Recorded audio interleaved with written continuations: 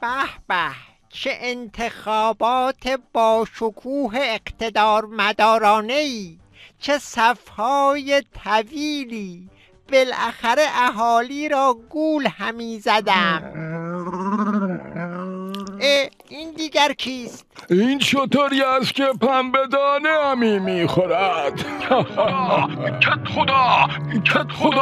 کت خدا بیدار شوید، امروز روز انتخابات استبل فینیتو می باشندی. کت خدا و مرض، کت خدا و کوفت کاری، داشتم خواب صفهای طولانی انتخابات استبل فینیتو را می دیدم. حالم را گرفتی. کت خدا نگران همی نباشی، فینیتو پر از صف می باشندی. یعنی خوابم تعبیر همی شده؟ برویم ببینیم چه خبر شده.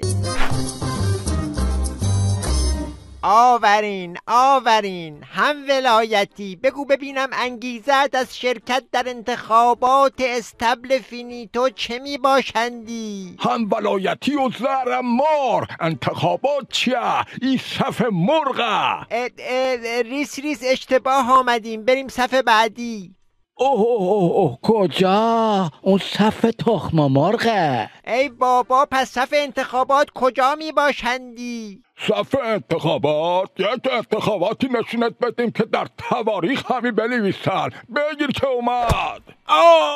کت خدا دوره این خوابای پنبه دونه ای تموم شده. در فینیتو فقط یک صف هست، اونم صف کله پا کردن توست.